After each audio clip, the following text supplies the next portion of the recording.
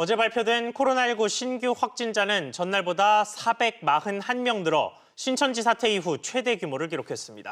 그런데 앞으로 확진자가 더 늘어날 수 있다는 예상이 나오면서 사회적 거리두기 3단계 적용에 대한 목소리도 높아지고 있는데요.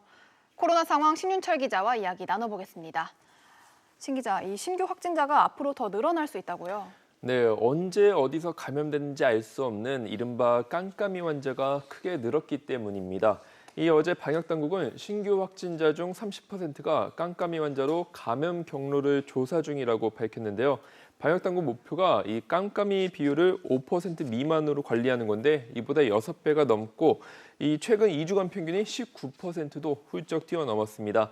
이대로면 다음 달 초 하루 확진자가 600명에서 800명 이상 나올 수 있다는 예상도 나오면서 이 거리두기 3단계 조치가 필요하다는 목소리도 커지고 있는데요. 방역당국은 모든 가능성을 열어두겠다는 입장입니다. 거리두기 3단계 격상을 포함한 모든 가능성을 고려하고 있으며 필요한 조치는 신속하고 과감하게 취할 것입니다. 네, 그리고 어제 방역당국 발표를 보면 구로구에 있는 아파트에서 집단 감염이 생겼다고 하는데 뭐 같이 사는 사람들도 아니고 그냥 아파트 한 건물에 있을 뿐인데 집단 감염이 됐다는 게 좀 의아합니다. 원인이 어떻게 나오고 있습니까? 네, 현재까지 구로구 아파트 거주민 확진자 10명이고 이들과 관련된 확진자는 22명, 총 32명입니다. 이 초반에는 같은 라인에 사는 5가구에서 8명이 확진된 사실이 밝혀지면서 구로구는 집안에 있는 환기구를 통한 바이러스 전파 가능성을 제기했는데요.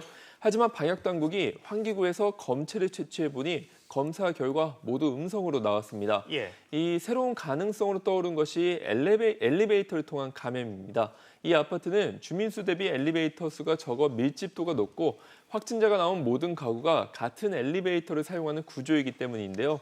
서울시는 이 아파트에 역학과 건축, 설비 전문가들을 투입해 현재 합동조사에 나섰습니다. 네, 그리고 오늘이 의사협회가 예고한 파업 마지막 날인데요. 현재 상황이 어떻게 진행되고 있나요?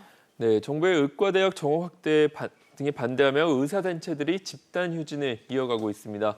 보건복지부 집계 결과 어제 전공의 휴진율은 69%, 임상강사 등으로 불리는 전임의의 휴진율은 28%였습니다. 동네 병원들의 파업 참여율은 더욱 낮은데요. 어제 휴진율은 9%로 그 전날 11%보다 참여율이 더 낮아졌습니다.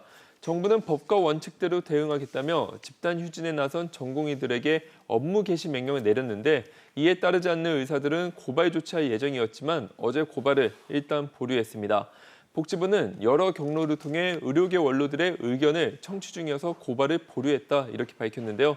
하지만 전공의 단체인 대한전공의협의회는 정부 정책 철회 없이 업무 복귀는 없다는 입장을 고수 중이고 복지부 역시 고발 계획 자체를 철회한 게 아니어서 양측의 갈등은 현재 진행형입니다.